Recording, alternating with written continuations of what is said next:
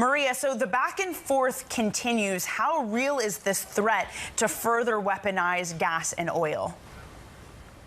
Well, look, Danny, this is the thing. We know that Nord Stream 2 politically is dead, but Nord Stream 1 is still operating, and according to the Russians, is operating at full capacity. Now, yesterday we heard from Alexander Novak, who, of course, Manus knows very well from all his years at OPEC, said we do have a right to counter sanctions. The West is not being friendly when it comes to Russia. Now, this is the first time that the Russians, since the sanctions were introduced, hint at cutting flows, and the timing of it is particularly interesting, Danny, because just a few days prior on the day, the German chancellor came out and said in a written statement, so there's no loss in translation here, that at this point Germany cannot afford to not have supplies of Russian energy. He said we're not in favor of a full embargo. It's been floated by other allies of this coalition supporting Ukraine because we need it for our everyday heating, for our industries, and our every normal life in Germany. The other thing that we should point into this whole thing is that today the European Commission is going to present